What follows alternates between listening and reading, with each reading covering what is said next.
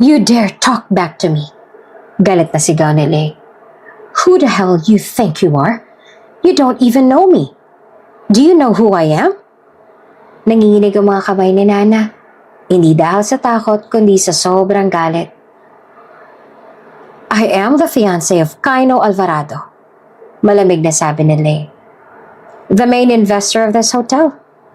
That means whatever I say in this place is the law. And I say, you don't belong here. Tumalikod ito at inutusan ng manager.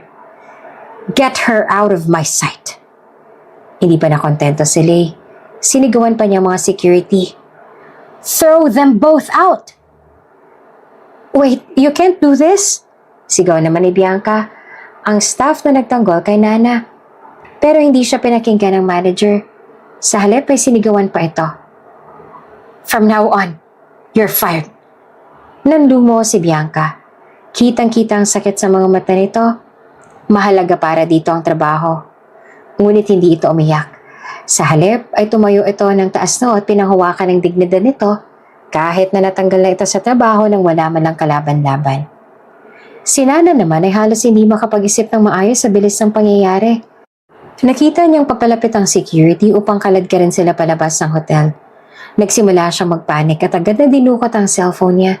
Mabilis niyang pinindot ang unang numerong nakita niya sa contacts.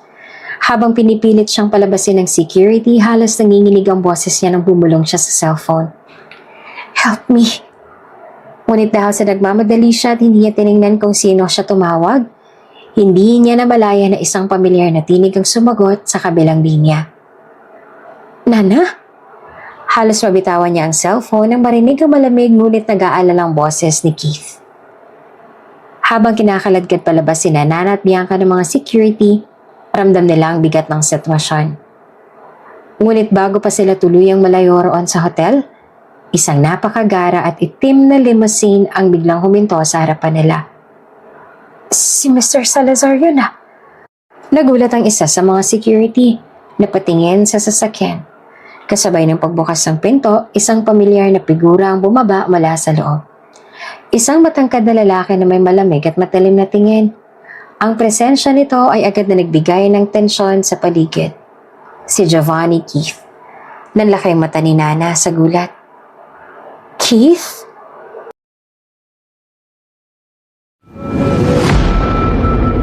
Bago ka pa lang sa channel na ito, Ate Jane TV, huwag kalimutang pindutin ang notification bell and subscribe button. Sana po hindi naman malaking abala sa inyo ang pagpindot ng subscribe button dahil ang kapalit po nito ay ang pagsuporta para makapag-produce ng mga libreng stories sa mga channels ni Ate Jane. Maraming salamat! Si Nana Alaveredo ay isang simpleng dalaga.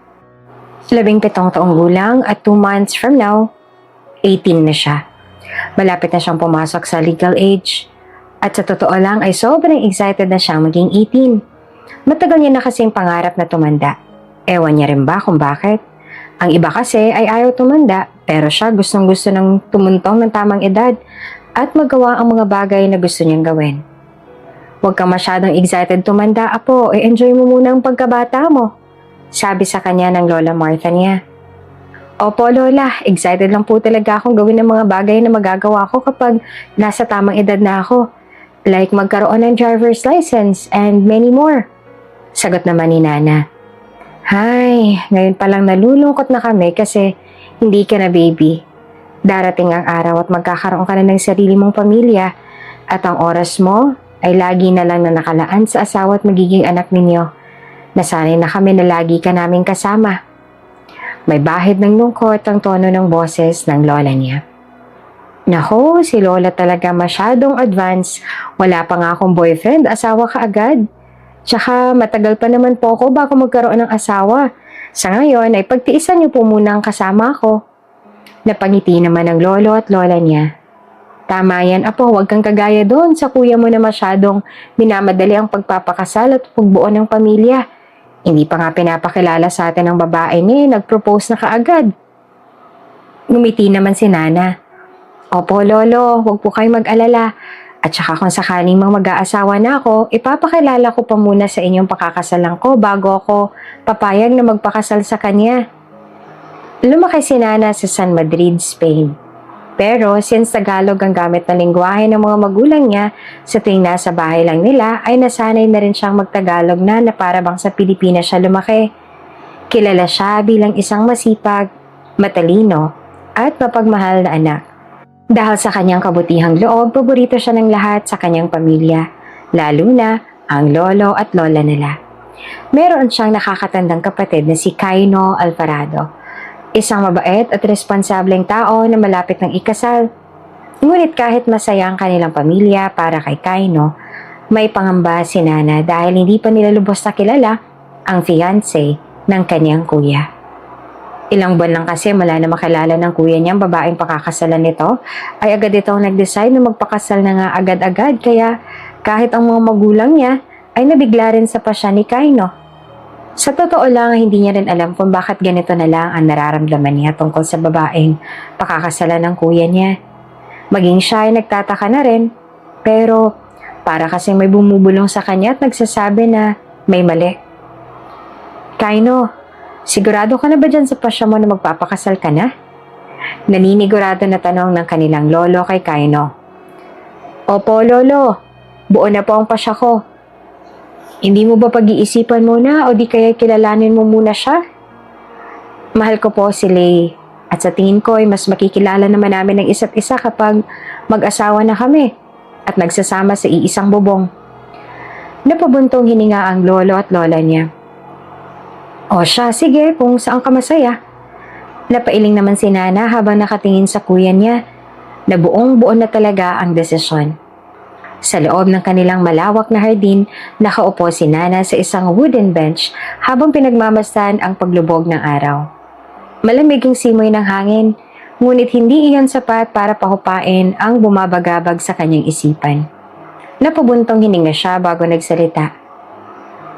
Mama, Papa, sigurado na po ba si Kuya na pagpapakasal niya? Parang ang bilis naman yata. Kahit si Lola ay nabibilisan din sa biglaan niyang pagdesisyon na magpakasal. At saka hindi niya pa nga po pinakilala sa atin ang fiancé niya. Nagpalitan ng tingin ang kanyang mga magulang bago sumagot ang kanyang ama. Anak, yan ang gusto ng kuya mo. Kahit gusto man nating patagalin, ayaw naman naming hadlangan ng kaligayahan niya. Muling tumingin si Nana sa kanila. Baka sa kanyang mukha ang pag-aalinlangan. Pero Papa, hindi pa natin lubos sa kilalang mapapangasawa niya. Paano kung hinawakan ng kanyang ina ang kanyang kamay at ngumiti? Nana, naiintindihan namin ang nararamdaman mo. Natural lang na mag-alala ka dahil mahal mo ang kuya mo. Pero sigurado akong hindi siya gagawa ng desisyon na hindi pinag-iisipang mabuti. Magtiwala na lang tayo sa kanya. Napayuko si Nana. Alam niyang mabait at responsable si Kuya Kaino. Pero hindi niya maiwasang makaramdam ng kaba. Hindi niya maipaliwanag. Pero kung may anong bumubulong sa kanya na may mali, na may hindi tama sa babaeng pakakasalan ng kanyang kuya. Batid nila na mahal ng Kuya Kaino ang babaeng pakakasalan nito. Makikita naman sa mukha ng kuya niyang kasiyahan tuwing nababanggit ang fiancé nito. At hindi mo ipagkakaila na mahal niya nga ito. Ngunit sa kabila ng lahat, hindi pa rin mapanatag ang loob ni Nana. Kailangan niyang makilala ng husto ang babaeng to. Hindi niya hahayaang malagay sa alanganin ang kanyang Kuya Kaino at maging ang mga Alvarado. Nag-aalala ko para sa anak nating si Kaino, Hon.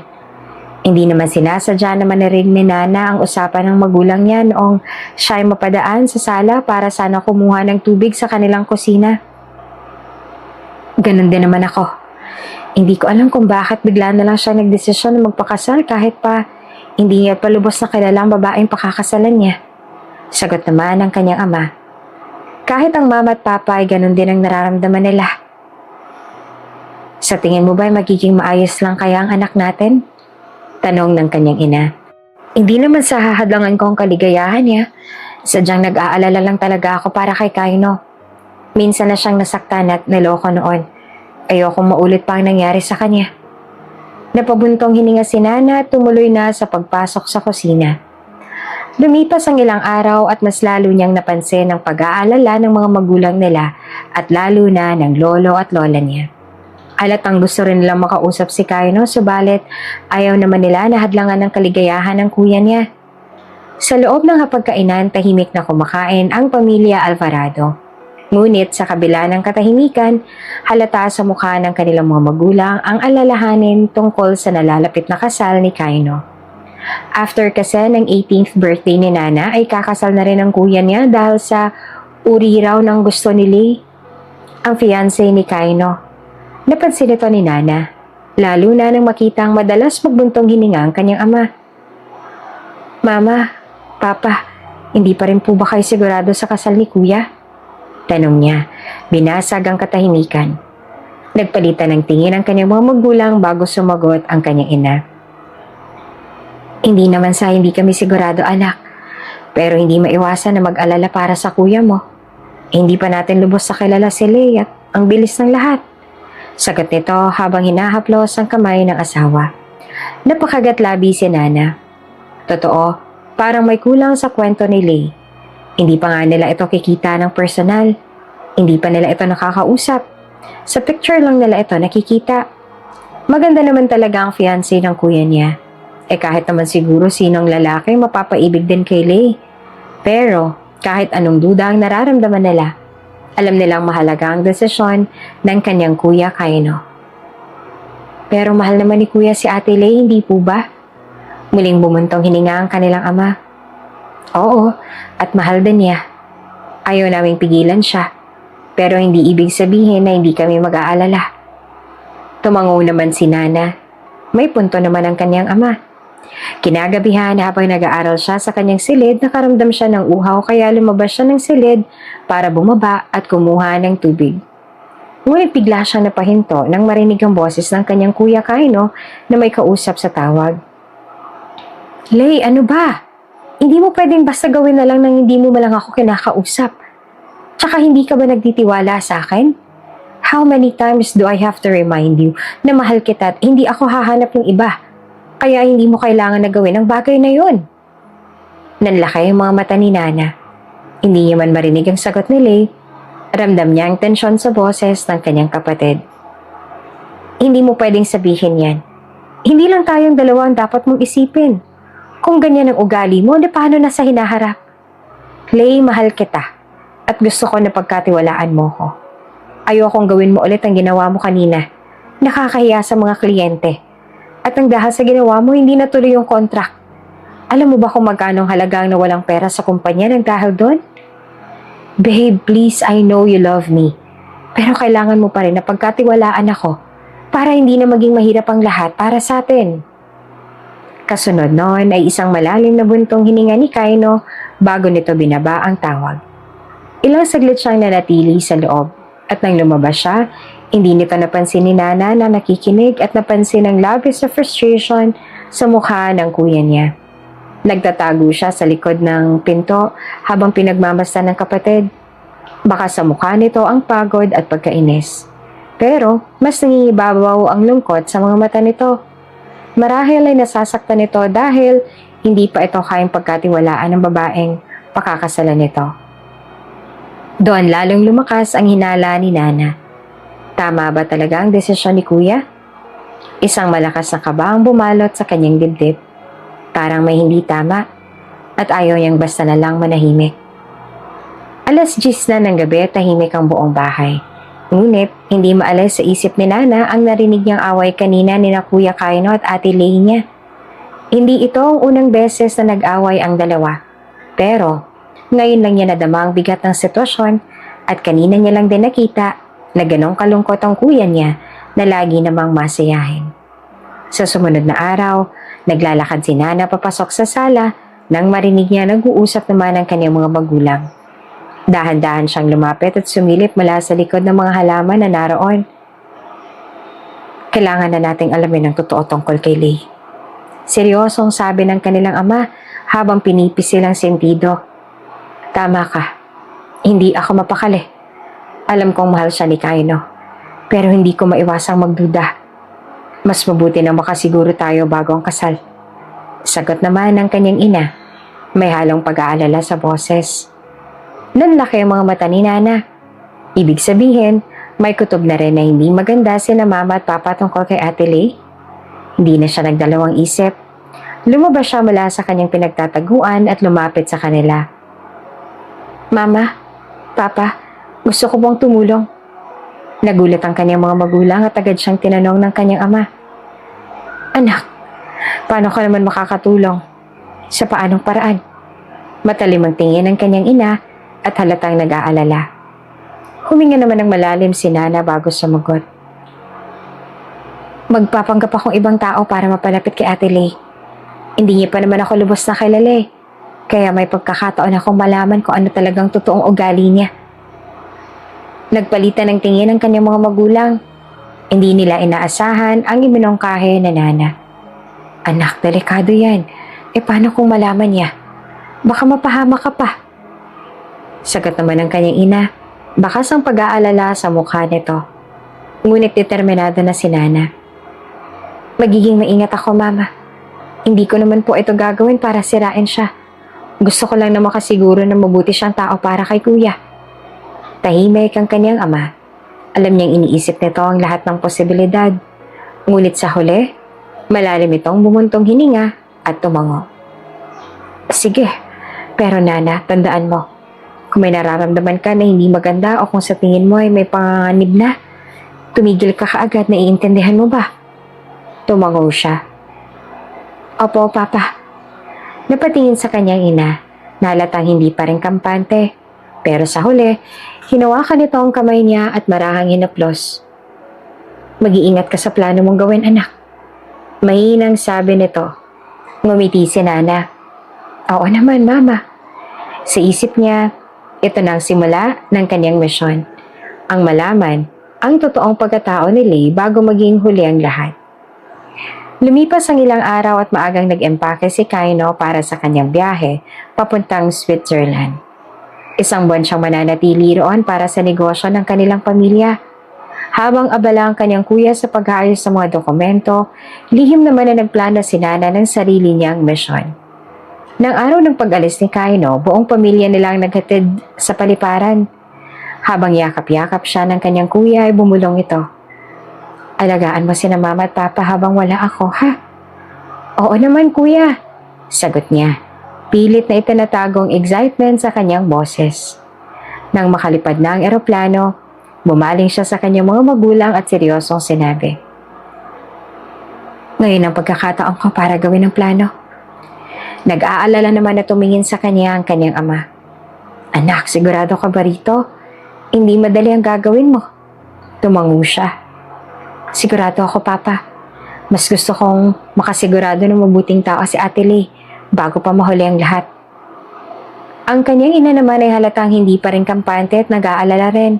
Ngunit sa huli, bumuntong hininga ito at hinawakan ng kanyang kamay. Nana, mag-iingat ka ha. Kahit anong mangyari, tandaan mong may bahay kang uuwian. Opo, Mama. Magiging maayos ang ako. Pangako niya. Pagkatapos ng ilang araw na paghahanda, sumakay na siya sa eroplano papunta ng Pilipinas. Sa mismong lugar kung saan makikilala niya ng mas malapitan si Lei. Habang nakaupo sa kanyang upuan sa eroplano, hindi niya maiwasang mag-isip. Anong klaseng tao ka ba talaga, Ate Lei? At bakit hindi mapalagay ang loob ko sa'yo? Isa lang ang sigurado niya. Gagawin niya ang lahat para maprotektahan ang kanyang kuya at ang image ng mga Alvarado.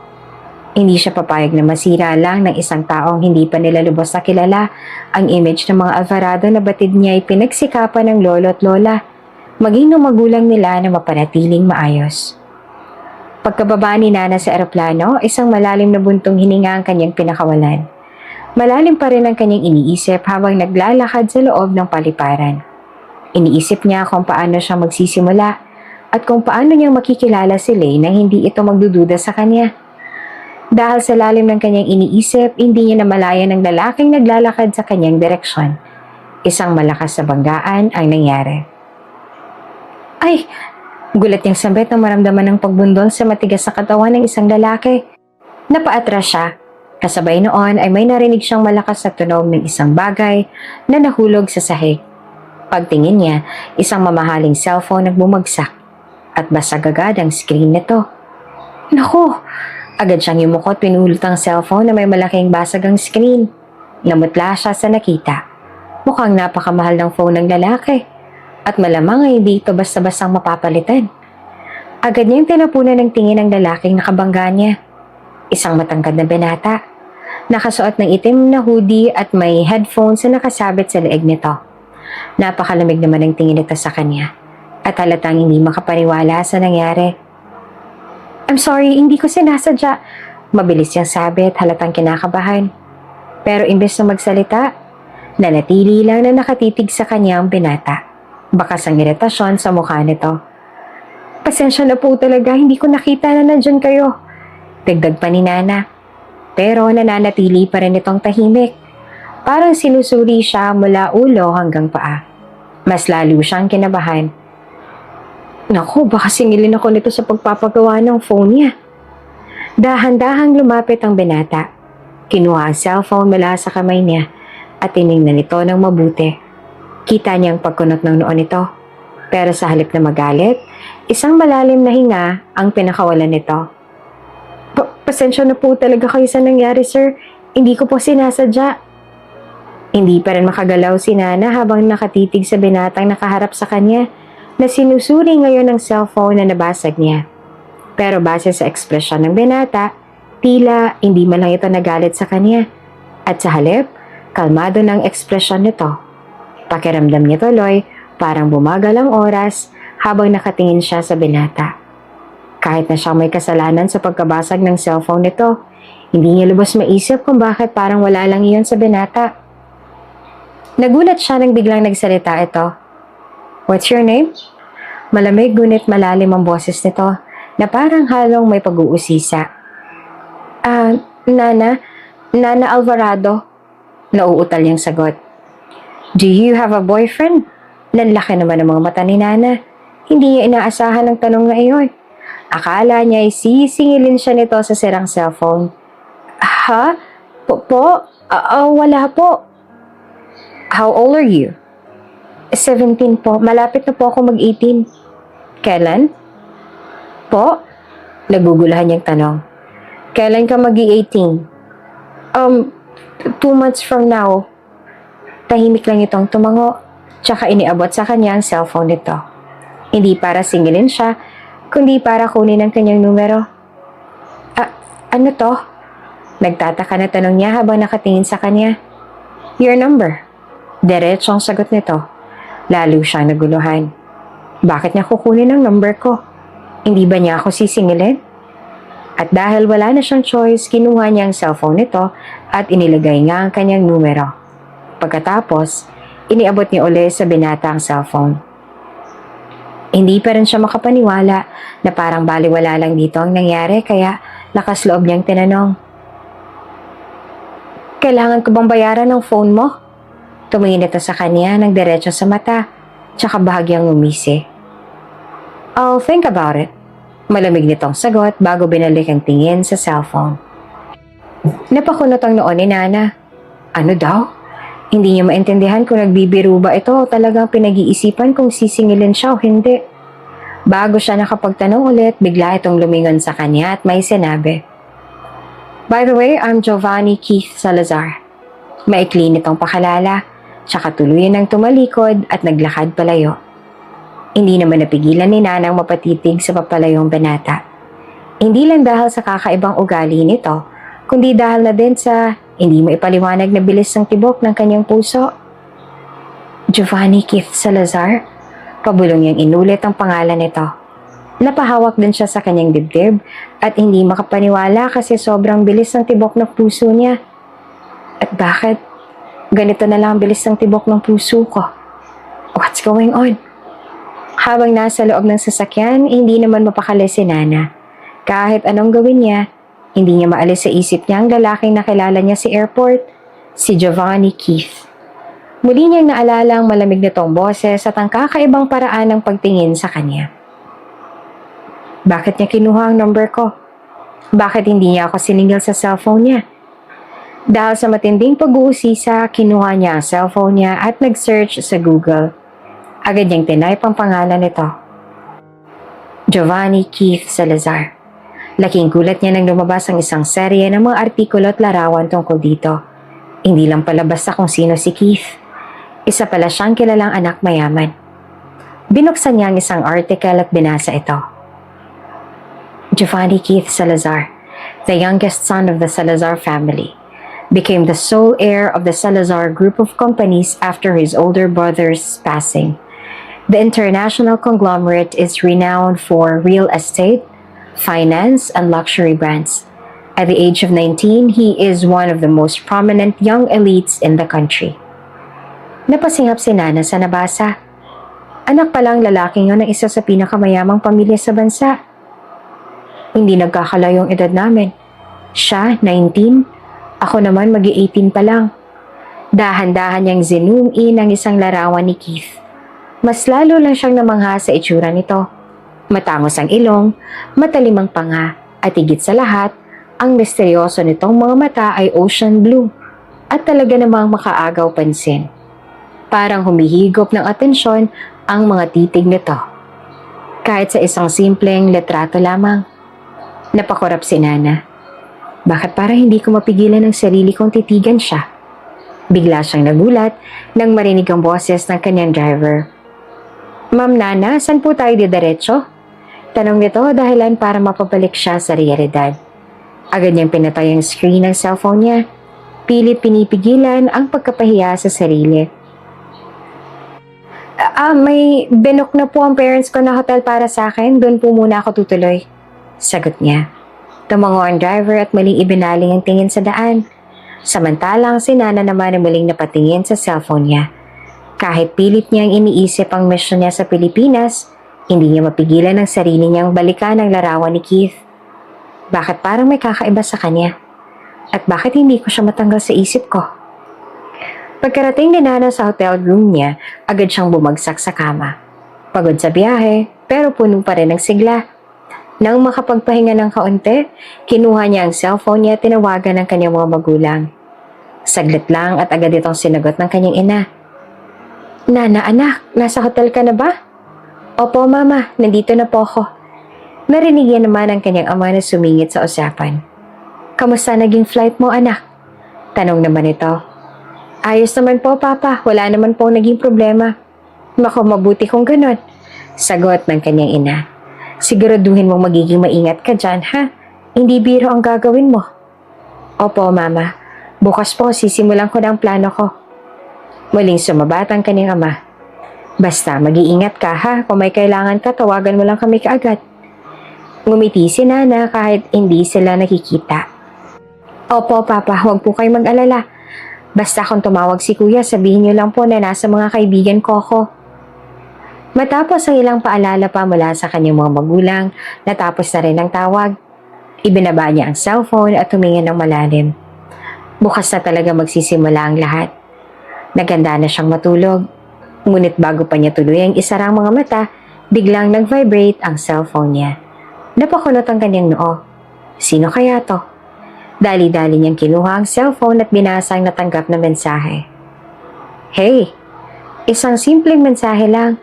Pero kung bakit parang bumilis ang tibok ng puso niya, hindi niya alam kung bakit. Kasunod nito ay may dumating pang isang text. It's me, Keith.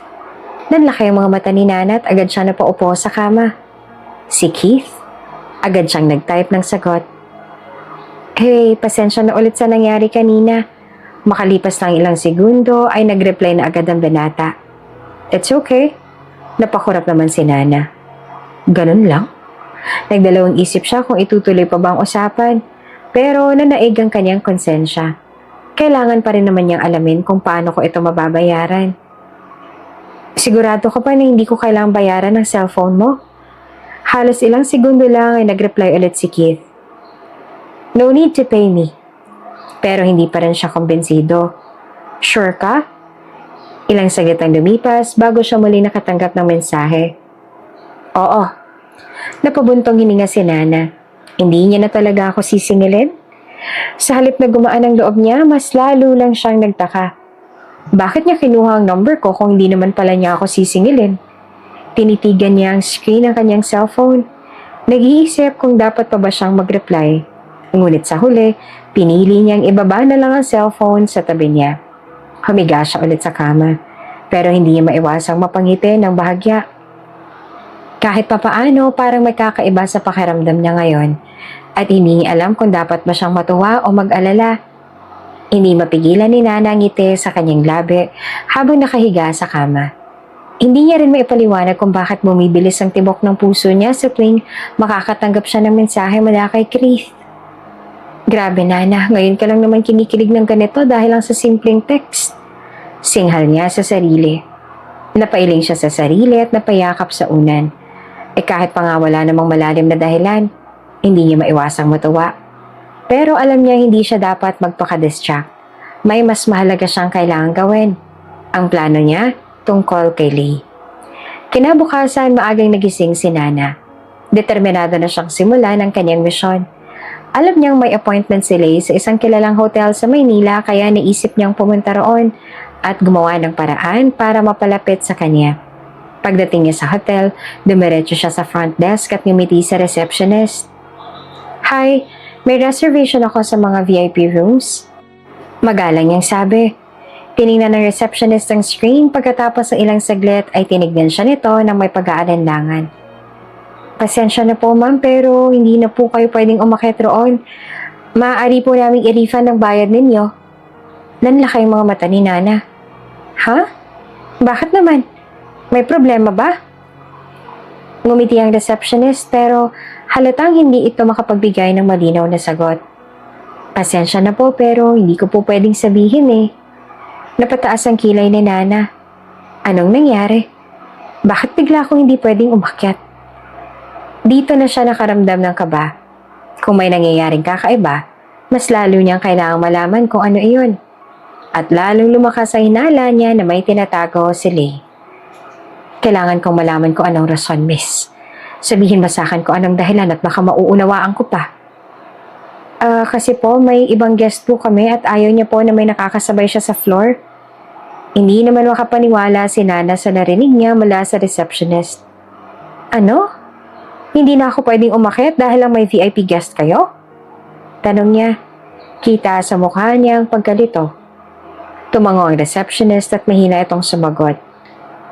Opo ma'am, darating po kasi ang isa sa pinaka-importanting guest namin, si Ma'am Lay Mondragon. Mahigpit po ang bili niya na ayaw niyang may ibang VIP na nasa itaas habang naroon siya. Napataas ang kilay ni Nana. At bakit naman? Ano siya, Reyna? May halong inis ang tono niya. Nag-alangan ng receptionist at sumagot. Pero sa huli, sinabi nito, ganun po talaga ang gusto ni Mami. Muling napaisip si Nana. Wala naman siyang masyadong alam tungkol kay Lay, bukod sa pagiging fiancé ito ng kanyang kuya Kaino, pero mukhang hindi maganda ang ugali nito. Ginagamit na agad ang posisyon nito kahit hindi pa kasal ang kuya niya. Napailing siya bago muling nagsalita. So basically, kahit na nagbayad ako ng VIP room at may importante rin akong schedule, hindi ako pwedeng umakyat dahil lang sa ayaw ni Lay na may kasabay siyang ibang VIP? Muling tumango ang receptionist. Napangiti si Nana pero halatang pigil ang inis niya. That's ridiculous. You can't just cancel my booking like that. I paid for that room and I have an important thing to do. I have the every right to be there just as much as she does. I understand po ma'am pero no you don't. Putol ni Nana.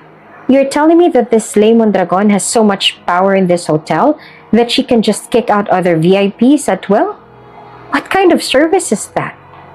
Are you saying that just because she's engaged to my brother, bigla siyang natigilan at natakpan ng bibig niya nang mapagtanto ang sinabi niya. Napakunot ang noon ng receptionist. Engaged siya sa kapatid niyo, ma'am? Huminga ng malalim si Nana. Damn it, hindi ko dapat sinabi yon. Pero hindi niya binawi ang sinabi niya. Sa halip, dumiretso siya sa punto niya. Regardless, I don't see why I should be forced to leave when I did everything right. I paid, I followed your procedures, and now you're telling me I have to go just because she doesn't like sharing? I don't think that's fair. Nakita niya ang pag-aalinlangan sa receptionist.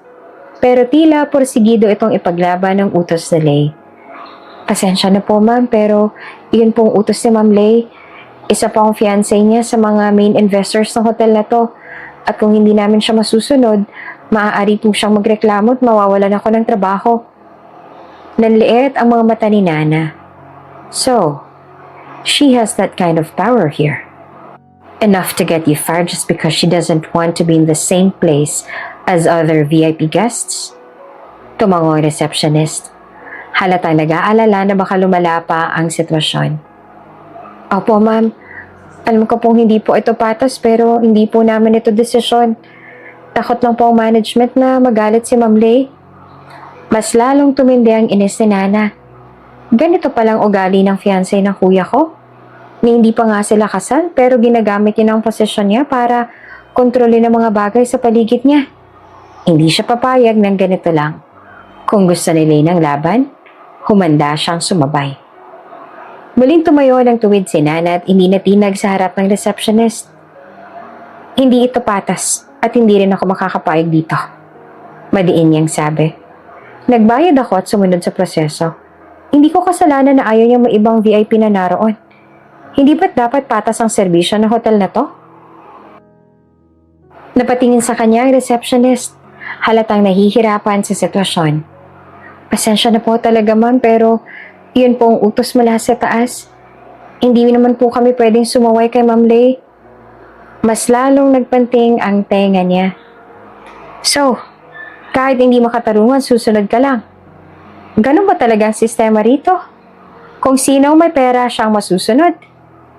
Napatingin ng ibang guest sa kanila. Tila nagtataka sa nangyayari. Habang lumalalim ang tensyon, biglang lumapit ang isa pang staff. Isang babaeng may matamis na ngiti at disenteng pananamit. Halatang mataas ang posisyon nito kumpara sa receptionist. Excuse me, sabi ng bagong dating na staff. Ano pong nangyayari dito? Napamuntong hininga ang receptionist at ipinaliwanag ang sitwasyon. Ma'am Bianca, si Ma'am Lay po kasi ayaw niya pong maibang VIP sa taas habang naroon siya. Gusto niya pong ipa-cancel ang booking ni Ma'am dito kahit na fully paid na po ito. Napataas ang kilay ni Bianca. Ano? Hindi ba't labag yun sa customer service policies natin? Kung nagbayad si ma'am, wala tayong karapatan na paalisin siya. Wala sa kontrata natin na pwedeng mamili si Ma'am Lay kung sino ang pwedeng nasa VIP floor. Biglang nanlaki ang mata ng receptionist. Halatang hindi inaasahan na kampihan ni Bianca si Nana. Pero ma'am, baka po magalit si Ma'am Lay. Napailing naman si Bianca. At ano naman ngayon kung magalit siya? Alam natin na investor siya. Pero hindi ibig sabihin nun ay pwede niyang baluktutin ang patakaran ng hotel natin. Kung ipagpipilitan natin ang gusto niya, mawawalan tayo ng kredibilidad bilang isang high-class hotel. Napangiti si Nana sa narinig. At least someone here understands fairness. Pero bago pa man mas lumawak ang usapan, biglang may dumating na isang lalaking naka-corporate attire. Matangkad, matanda ng kaunti kay Bianca at halatang may mataas na posisyon. Ano tong kaguluhan dito? Malamig ang boses ng lalaki. Sir Anton! Agad na tumayo ng tuwid ang receptionist. Pasensya na po sir. Nagkaroon lang po ng kaunting misunderstanding sa booking ni ma'am. Tumango si Anton at tinignan si Nana. Ma'am, may problema po ba? Huminga ng malalim si Nana bago sumagot. Yes, ang problema ay gusto niyong paalisin ako sa kabila ng pababayad ko ng VIP room. All because your so-called VIP guest doesn't want to share the floor with anyone else. Hindi ba't mali yun?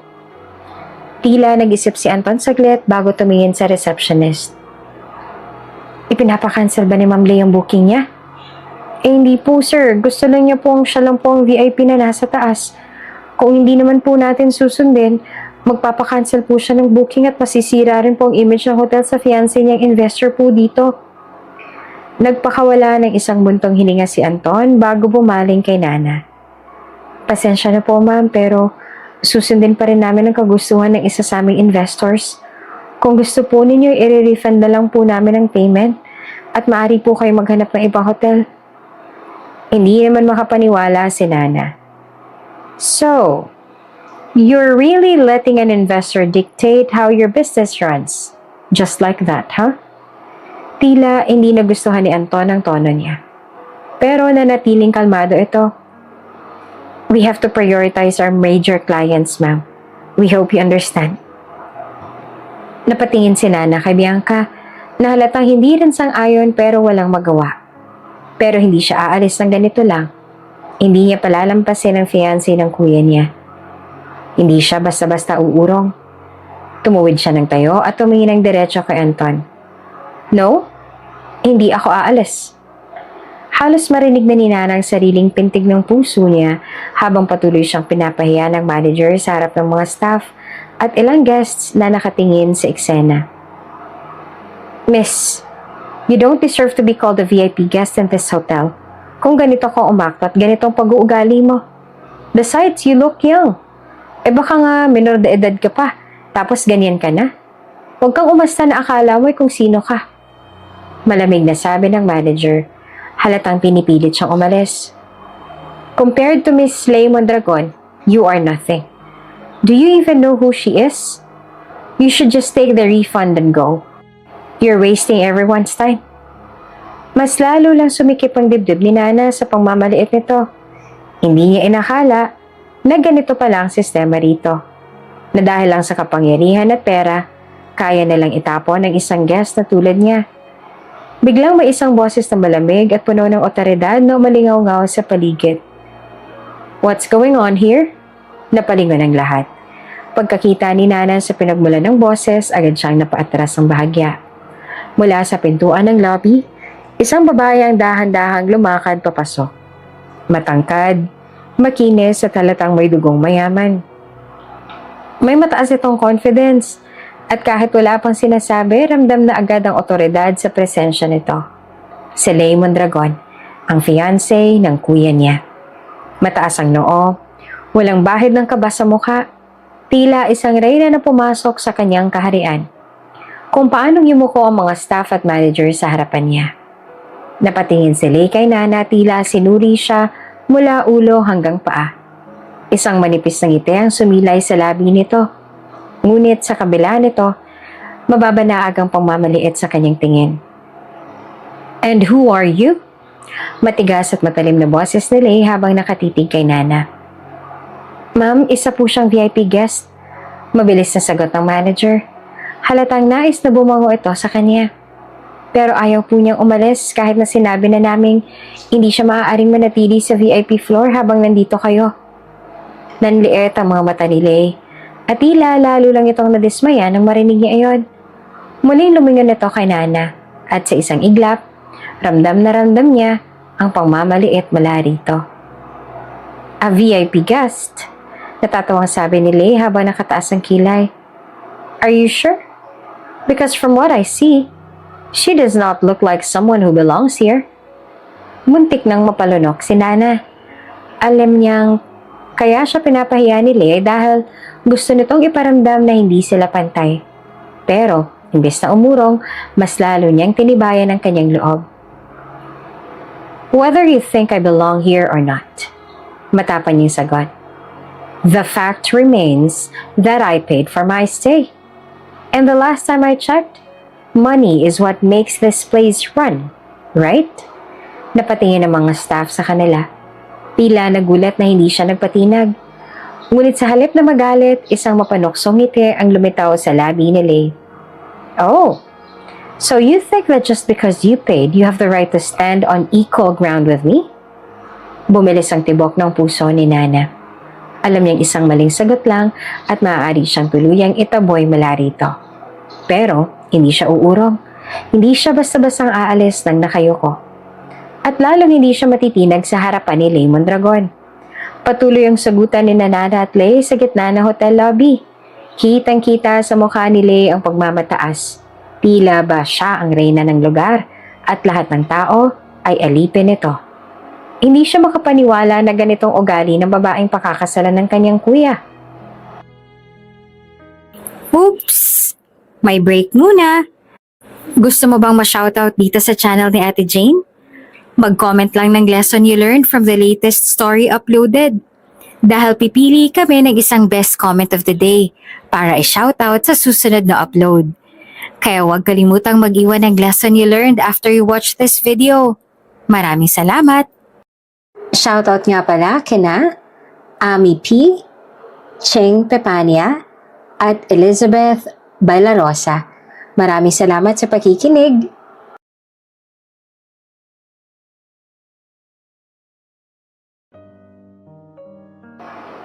I don't care who you think you are.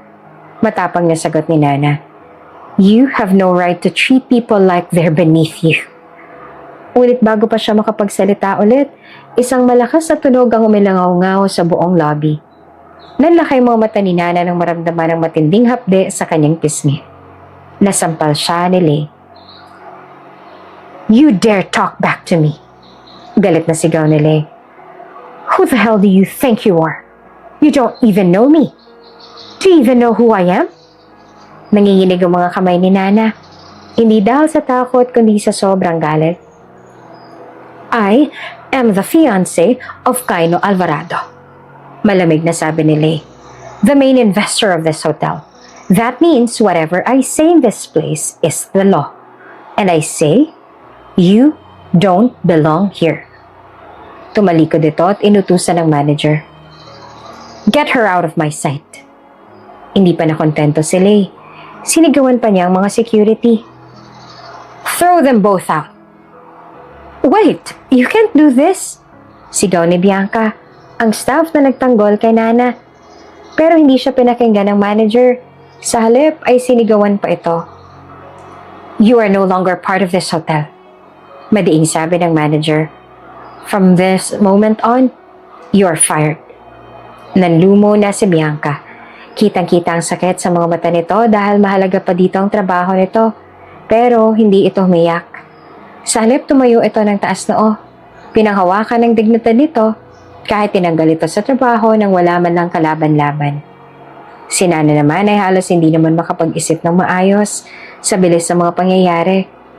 Nakita niyang papalapit ang mga security upang kaladkarin sila palabas ng hotel.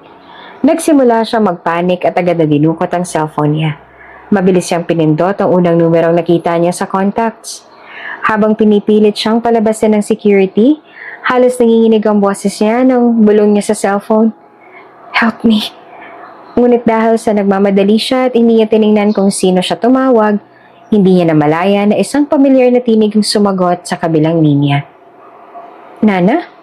Halos mabitiwan niya ang cellphone nang marinig ang malamig ngunit nag-aalalang boses. Si Keith. Habang kinakaladkad palabas si Nana at Bianca ng mga security, ramdam nila ang bigat ng sitwasyon. Halos hindi makapaniwala si Nana sa nangyayari. Ang ganitong klase ng pagtrato ay hindi niya kailanman naisip na mararanasan niya. Ngunit bago pa siya, tuluyang malayo roon sa hotel, isang napakagara at itim na limousine ang biglang huminto sa harapan nila. Si Mr. Salazar yan ah. Nagulat ang isa sa mga security na patingin sa sasakyan. Kasabay ng pagbukas ng pinto, isang pamilyar na figurang bumaba mula sa loob. Isang matangkad na lalaki na may malamig at matalim na tingin. Ang presensya nito ay agad na nagbigay ng tensyon sa paligid. Si Giovanni Keith. Nanlaki ang mga mata ni Nana sa gulat. Keith? Hindi niya inaasahan na makikita ito rito, lalo na sa ganitong sitwasyon. Pero ang mas ikinabigla niya ay ang galit sa mukha ng binata habang nakatingin sa mga security na umahawak sa kanya. What are you doing to her? Galit na tanong ni Keith. Ang boses niya ay matalim at puno ng otoridad. Nagkatinginan naman ng mga security. Halatang nag-aalangan sa kanilang ginagawa. Sir, sumusunod lang po kami sa utos sa amin. Hindi pa natatapos ang paliwanag ng security nang biglang lumipad ang malamig na tingin ni Keith kay Lei. Halos mawala ng kulay ang mukha ni Lei nang makita ito. Maging ang manager na kanina lang ay sobrang tapang, ay tila hindi na makagalaw. Si Keith kilala nila at alam nilang hindi ito basta-basta. Dahan-dahan lumapit si Keith kay Lei. Ang bawat takbang nito ay parang nagdadala ng bigat sa paligid. Tila bumagsak ang temperatura sa lobby ng hotel. Miss Lei, malamig ngunit makahulugang sambit ni Keith. How many times do I have to warn you about this attitude of yours? Hindi ba't ang sabi ko sa'yo ay ayoko maulit ang pangyayari na ganito? Sa mga salitang yon, lahat ay natigilan. Maging si nanay hindi makapaniwala sa nangyayari. Maging si Lay ay natameme rin at hindi inaasahan ng tapang nito kanina ay nawala na. Anong koneksyon ni na Keith at Lay? At anong ibig sabihin ng mga binitawang salita ng binata? Dahan-dahang inilalayan ni Keith si Nana papasok sa loob ng kanyang limousine. Hindi siya tumutol, kahit gulat pa rin siya sa pangyayari. Kasunod naman nilang pumasok si Bianca, na halata rin hindi pa makapaniwala sa bilis ng mga pangyayari. Pagkaupo nila, sumandal si Nana at marahang huminga ng malalim. Pakiramdam niya ay bumigat ang katawan niya matapos ang lahat ng nangyari. Si Keith naman na nakaupo sa tapat niya ay agad siyang tinanong, "Are you okay?" Tumingin siya rito at pilit na ngumiti. "I'm fine, thank you so much." "It's okay," sagot naman ng binata. Ngunit biglang kumunot ang kanyang noo nang mapansin ang pamumula sa pisngi ni Nana. Hindi na nagdalawang isip si Keith na abutan nito gamit ang kanyang kamay. Muling nanlaki ang mga mata ni Nana nang maramdaman ang banayad na haplos nito sa kanyang pisngi. "What happened to this?" Malamig ngunit may halong pag-aalala ang boses ni Keith. Hindi agad siya nakasagot. Pakiramdam niya ay natuyuan siya ng laway. Muling tumingin si Keith sa kanya. Mas seryoso at mas mariin ang tono. "Did Lay hurt you?" Dahan-dahang tumango si Nana. Doon niya nakita kung paano unti-unting nagdilim ang mukha ni Keith. Ang mapupungay niyang asul na mata ay naging mas matalim at nagtagis ang kanyang bagang. Halata sa kanya ang galit, ngunit pinipilit nitong magpigil. "Pero ayos lang ako," ani agad at pilit na binabawi ang tensyon. "Maraming salamat ulit, Keith." Tiningnan siya nito sandali bago bumuntong hininga at bahagyang tumango. "Alright." Maya-maya hindi na rin niya napigilan ang sarili at tinanong ito, "Paano mo nalaman na nandun ako?" Saglit na natigilan si Keith bago sumagot, "You called me." Doon lang natauhan si Nana. Si Keith pa lang natawagan niya kanina. Napakagat siya sa labi. Sa sobrang gulo ng isip niya kanina, hindi niya na malayang nahanap ng daliri niya ang numero nito. "Bakit ang bilis mo nakarating?" Tanong niyang muli. Saglit siyang tiningnan ni Keith bago sumagot, "It just so happened that I was nearby when you called." Napatingin naman si Nana sa kanya. Tila sinubukan na intindihin ang sagot nito. Nagkataon lang ba talaga? O may mas malalim pang dahilan kung bakit tila napakabilis nitong lumitaw para sagipin siya? Nanatiling tahimik si Nana habang pinag-iisipan ang sinabi ni Keith. Hindi niya mapigilan ang sarili kaya muli siya nagtanong, "Kaano-ano mo si Lay?" Saglit siyang tinapunan ni Keith ng tingin bago sumagot ng malamig, "She's someone I know." Napakunot ang noon ni Nana. Parang hindi nito gustong pag-usapan si Lay. May ibig sabihin ba yon? Pero bago pa niya muling magtanong, nagsalita ulit si Keith. "Are you sure you're okay?" Bahagya siyang umiti at tumango. "Oo, ayos lang ako." Pagkatapos ay lumingon siya kay Bianca na tahimik lang sa isang tabi. "Bianca, are you okay?" Ngumiti si Bianca tumango. "Ayos lang ako." Napayuko naman si Nana. Ramdamang bigat sa dibdib. "Pasensya ka na, Bianca, ha? Dahil tuloy sa akin natanggal ka sa trabaho." Umiling naman si Bianca at ngumiti ng magaan. "Ayos lang po, ma'am. Kayo naman pong nasa tama." Maya-maya ay muling nagsalita si Keith. Ngunit sa pagkakataong ito, ang tono niya ay mas seryoso. "You need to stay away from Lay." Napakunot ang noon ni Nana. "Ha? Bakit?" Ngunit sa halip na sumagot, nanatiling tahimik si Keith. Napatingin ito sa bintana ng limousine.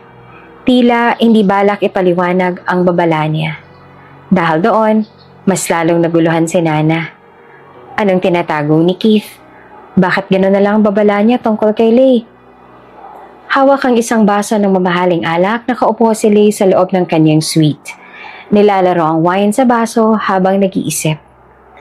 Galit pa rin siya sa nangyari sa hotel kahapon. Lalo na sa babaeng yon na walang pakundangan na nakipagtalo sa kanya. Bigla na lang bumukas ang pinto ng kwarto niya.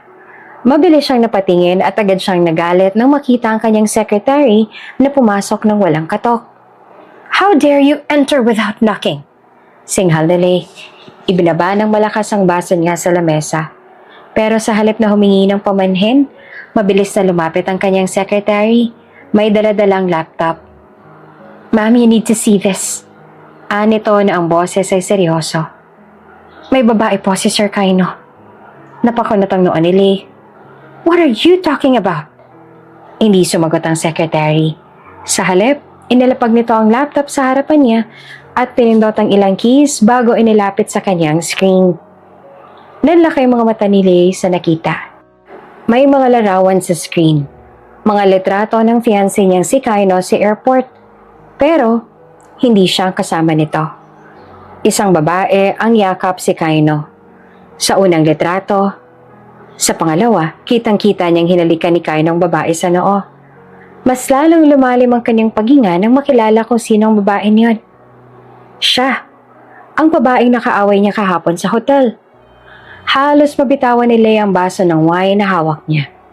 Napalitan ng galit ang kanyang pagkagulat habang tumitindi ang kanyang hawak sa baso. "That woman? Again?" Bulong niya. Ang mga mata ay nagdilim sa galit. Nanginginig sa galit si Lei habang nakatitig sa mga larawan sa laptop. Ramdam niya ang pag-init ng kanyang dugo habang iniisip kung paano nagawa ni Kaino na pagtaksalan siya. "How dare you cheat on me, Kaino? Diyan pa talaga sa batang yan." Mariin na bulong niya.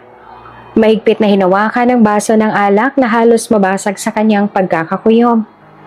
Pero hindi lang pagtataksil ang iniisip niya ngayon.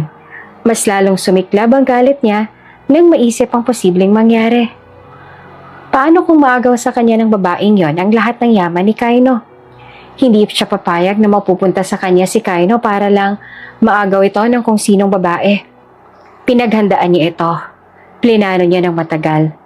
Kapag mawala si Kaino, mawawala rin ang pagkakataon niyang maging pinakamayamang babae at makuha ang lahat ng gusto niya. Hindi niya hahayaang mangyari iyon. Mabilis siyang bumaling sa kanyang sekretary at ang mga mata niya ay puno ng kasamaan. "Find out where that woman is staying." Malamig niyang utos. Tango lamang ang sinagot ng sekretary bago agad kinuha ang cellphone at nag-umpisang magtanong sa mga koneksyon nito. Ilang minuto lang ang lumipas, bumalik ito sa kanya at binulong kung saan tumutuloy ang babae. Isang mapanuksong ngiti ang gumuhit sa labi ni Lei. "Good," bulong niya. Nilaro ang baso ng alak sa kanyang kamay. Mabilis niyang naisip ang susunod na hakbang. Hindi niya hahayaan na manatili lang sa tabi ni Kaino ang babaeng yon. Kailangan malaman ng babae kung sino ang tunay na nagmamay-ari sa lalaking niyayakap-yakap nito. At higit sa lahat, kailangan niyang turuan nito ng leksyon. Habang nasa lobby si Nana, abala siya sa pakikipag-usap sa cellphone. Tahimik at maayos ang paligid. Ngunit bigla na lang siyang napasigaw ng maramdaman ng matinding paghablot sa kanyang buhok. Napaigtad siya sa sakit at napalingon. Si Lei. Bago pa siya makapagsalita, isang malakas na sampal ang dumapo sa kanyang pisngi. "You shameless woman!" Mariing sabi ni Lei. Ang mga mata nito ay nagliliyab sa galit. "How dare you try to steal my fiancé?" Napalunok si Nana. Naguguluhan sa sinabi nito. "What are you talking about?" Nanginginig niyang tanong. "Don't act innocent," mariing sagot ni Lei. "Napakabata mo pa pero marunong ka ng kumabit. Look at you. Marami ka pang kailangang kaining bigas. And yet you're already throwing yourself at my fiancé? Disgusting!" Halos marindi si Nana sa akusasyon nito. "That's not true, Ngunit hindi na siya pinatapos ng kaibigan ni Lei nang bigla na lang siyang tinulak. Nabitawan niya ang cellphone niya at natumba siya sa sahig. "Look at her. So pathetic." Tawa ng isa sa mga babae. "Do you think you could compete with Lei? She owns Kaino. You're nothing but a desperate little girl." Dagdag pa ng isa. Sabay isang matalim na tingin kay Nana. "You gold-digging trash!" Sigaw pa ng isa. Kasabay ng isang malakas pa na sipa sa kanyang tagiliran. Napangiwi naman si Nana sa sakit at napaluha. Pinilit niyang gumapang para kunin ang cellphone niya. Ngunit bago pa niya ito maabot, inapakan niyo ng isang babaeng nakataas ang kilay. Oops, were you trying to call someone for help? Too bad. Sinundan pa ito ng isang sampal mula sa kaibigan ni Lay. Napapikit na lamang si Nana. Nanginginig na sa sakit at takot. Please stop! Nagmamakaawa niyang bulong. Pero tila musika lang iyon sa pandinig ng mga ito. Narinig niya ang mahinang hagikik ni Lay bago ito yumuko sa harapan niya at tinapik ang kanyang pisngi. You should know your place, little girl. Bulong nito, puno ng pangahamak. Kaino is mine. And if you don't back off, this will be the least of your worries. Hirap na si Nana habang nakalugmok sa sahig. Ang katawan niya ay nangihina sa sakit ng bawat sampal at sipa na inabot niya. Ngunit, hindi pa roon natatapos ang lahat. Biglang sinabunutan siya ni Lay. Hinila pataas ang kanyang ulo kaya napangiwi siya sa sakit. You little homewrecker! Sigaw ni Lay. Puno ng galit ang boses nito. You're just a kid, and yet you're already becoming my fiancé's mistress? How disgusting can you be? Nana clenched her fists, trying to fight back the dizziness clouding her mind. You're wrong. She managed to stay through gritted teeth. Ngunit lalo lamang humigpit ang hawak ni Lay sa kanyang buhok. Wrong? Do you think I'm stupid? Lay spat her face, twisted in anger. I saw the pictures. You were with Kaino. Do you think I'd believe your lies? Mas lalong napuno ang sakit at paggalito ni Nana. Pero hindi siya sumuko. I said you're wrong, she shouted back, despite the burning sensation on her scalp. Your fiancé, Kaino. He's my older brother.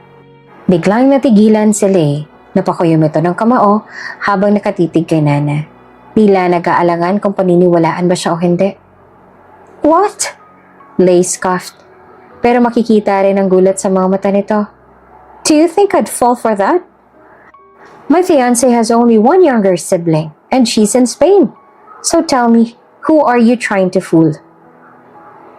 Muling nagkatawa ng mga kaibigan ni Lay. Tila wala silang ibang ginawa kundi kutsain siya. Oh my God, that's the most pathetic excuse I've ever heard. Hagikik ng isa.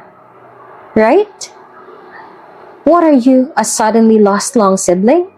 Dagdag pa ng isa. Lumilikot ang tingin. Tila aliw na aliw sa sitwasyon. Lay sneered at her. Nice try, kid. But if you think you can fool me, you're dead wrong. Muli siya nitong hinila sa buhok at mas masakit pa kaysa kanina. Patuloy pa rin sa pagsabunot si Lay kay Nana. Ang mga kuko nito ay tila ba mas lalong lumalim sa kanyang anit. Halos hindi niya na makita ang paligid dahil sa sakit. Pero bago siya tuluyang mawala ng lakas, biglang isang malakas na sigaw ang malingaw-ngaw sa buong lobby. Isang boses na pamilyar sa kanya. Nana! Napalingon ang lahat, kabilang na si Lay at ang mga kaibigan nito. Mula sa entrance ng hotel, mabilis na tumakbo si Kaino papunta sa kanila. Ang mukha nito ay puno ng pag-aalala at galit. What the hell is going on here? Galit na tanong ni Kaino, habang marahas na hinawi ang kamay ni Lay palayo sa kanyang kapatid. Agad nitong niyakap si Nana na tuluyan ng naiiyak sa bisig ng kanyang kuya. Kuya! Humihikbi niyang sambit. Hindi na kayang pigilan ng emosyon. Samantala si Lay naman at mga kaibigan nito ay tila napako sa kanilang kinatatayuan. Hindi sila makapaniwala sa nasaksihan. Dahan-dahang inilayo ni Kaino ang kapatid upang tingnan ang mukha nito. Nang makitang mamula-mula at bahagyang namamagang pisngi ni Nana, mahigpit niyang pinisil ang kanyang kamao. Nagpipigil ang galit. Masamang-masama ang tingin niya kay Lay at sa isang iglap, namutla ito. Anong ginawa mo sa kapatid ko? Malamig ngunit matalim na tanong ni Kaino. Mabilis namang umatras si Lay. Pilit nang iningitian si Kaino na para bang umaasang maaamo nito ang galit ng kanyang fiancé. Kaino, listen, I can't explain. She was trying to steal you from me. Pero hindi na siya pinakinggan ni Kaino. Wala nang salita pang sinayang. Agad niyang binuhat si Nana. Tinignang muli si Lay ng matalim. I'll talk to you later. Malamig niyang sabi bago tuluyang lumabas ng hotel, dala ang kanyang umiiyak na kapatid. Nakatitig lamang si Lei sa papalayong figura ni Kaino habang buhat nito si Nana. Hindi niya maintindihan kung paano nangyari iyon, kung paano siyang napahiya ng ganito. Parang bumagsak ang mundo niya sa mismong harap ng lahat ng taong nanunood sa lobby. I can't believe this. Bulong niya sa sarili. Mariing hinigpitan ang hawak sa kanyang braso. Naputol ang pag-iisip ni Lei na magsalita ang isa sa mga kaibigan niya. Lei, she really is Kaino's sister? May bahid ng kaba at pagsisisi sa tinig nito. Sumingit naman ang isa pa nilang kasama. Halatang nag-aalala. So what do we do now? This is bad, Lei. You just hurt the little sister of your own fiancé. Hindi pa rin makapagsalita si Lei. Hindi pa rin matanggap ang nangyari. Hanggang sa may isa pang kaibigan na nagtaas ng kilay at nagtanong. Wait, how come you didn't even know she was his sister? Akala ko ba engaged ka na kay Kaino? Hindi mo ba kilala ang pamilya niya? Napatingin si Lei sa kaibigan niyang yon. Halatang inis na inis sa tanong nito. Sa totoo lang, wala naman tagas siyang alam tungkol sa pamilya ni Kaino. Hindi niya kailanman pinahalagahan ang ganoong bagay. Ang mahalaga lang sa kanya ay ang yaman at kapangyarihan ni Kaino. Mariin niyang kinuyom ang kamao bago sumagot. I haven't met his family yet. Malamig niyang sagot, pilit na tinatago ang inis at kahihiyan. Nagpalitan ng tingin ng mga kaibigan niya, tila hindi naman makapaniwala sa sagot niya. Wala man silang sinabi, alam niya nagtataka ang mga ito kung bakit siya ang fiancé ni Kaino pero ni minsan ay hindi pa niya nakilala ang pamilya nito. At saka una-unahang pagkakataon natakot si Lei. Dahil kung totoo ang kapatid ni Kaino si Nana, maaaring mas lumaki pa ang gulong pinasok niya. Dinala kaagad ni Kaino si Nana sa ospital. Habang nakahiga ito sa examination bed, kita sa mukha niyang pag-aalala. Hindi niya akalain na aabot sa ganito ang nangyari. Maya-maya pa lumabas ang doktor at lumapit sa kanya. She has some bruises on her arms and legs, and her cheek is a bit swollen due to the slap, but overall nothing too serious. Just let her rest and avoid any further stress. Huminga ng malalim si Kaino bago tumango. Thank you, doctor. Pagpasok niya sa kwarto ni Nana, nakita niya nakaupo na ito sa kama. Agad siyang lumapit. Bakas pa rin ang inis sa mukha niya. Ano bang nangyari, Nana? Bakit kanya sinaktan? Napayuko si Nana at mahina ang boses ng sumagot. Hindi ko po alam, kuya. Bigla na lang niya ako sinabinutan at sinabi na kabit mo raw ako. Lalong nagdilim ang mukha ni Kaino. Hindi naman siya makapaniwala na magagawa ni Lei iyon. Napailing siya. Tsaka lumapit kay Nana at hinawakan ng kamay nito. I'm sorry, Nana. Hindi ko dapat hinayaan na mangyari to sa'yo. Hinila niya ang kapatid sa isang mahigpit na yakap. Hindi ko nahahayaan na saktan ka niya ulit. I promise. Tumango si Nana at pinunasan ng luha niya bago nag-angat ng tingin. Kuya, may gusto rin akong sabihin. Nagtaas ng kilay si Kaino. Ano yun? Huminga ng malalim si Nana bago nagsalita. Ang totoo, kaya ako nakilala si Lei, sinadya ko siyang lapitan. Gusto ko lang sanang subukan ng ugali niya para mas makalala mo siya. Nagulat si Kaino sa narinig. You tested her? Dahan-dahan tumango si Nana. Gusto ko lang namang malaman kung tama bang taong pinili mo. Napabuntong hininga si Kaino at parahang umiling. Hindi mo na dapat ginawa yun, Nana. Delikado, baka kung hindi ako dumating kung ano pang nagawa nila sa'yo. Mabuti na lang at naabutan ko kayo. Pero sa huli, tinitigan niya ang kapatid at napangiti ng bahagya. But thank you, I appreciate it. Bahagya namang umiti si Kaino na tiningnan ni Nana. Pero sa loob-loob ni Kaino, naglalaro na ang isang tanong. Kung nagawa ito ni Lei sa kapatid niya, ano pa kayang kaya nitong gawin? Habang tahimik na nagpapahinga si Nana sa ospital, biglang bumukas ang pinto ng kwarto. Napatingin si Kaino at nanigas ang panga niya nang makita kung sino ang dumating. Si Lei. Kaino! Tawag ni Lei, diretso ang tingin sa kanya. Hindi mo malang sinabi sa akin na darating ka. I thought nasa Switzerland ka. Wala namang emosyon ang mukha ni Kaino nang sumagot. I'm here to visit my sister. Napakunot ang noon ni Lay. Tila hindi pa rin makapaniwala. So, kapatid mo talaga siya? Hindi mo siya kabit? Tumango si Kaino. Oo. At hihingin ko rin ang paliwanag mo kung bakit mo siya sinaktan. Hinawakan ni Lay ang dibdib niya, tila nag-aalala. Kaino, ginawa ko lang yun kasi akala ko babae mo siya. Napailing si Kaino. Halatang hindi kontento sa sagot. Wala ka bang tiwala sa akin para isipin mo yon? Natigilan si Lay. Napalunok siya. Halatang wala siyang maisagot. Sa huli, binaba niya ang tingin at mahina ang boses nang sabihin. I'm sorry, Kaino. Please, bigyan mo ako ng second chance. Magsasorry ako kay Nana. Pero imbes na matuwa si Kaino, mas lalong lumamig ang ekspresyon niya.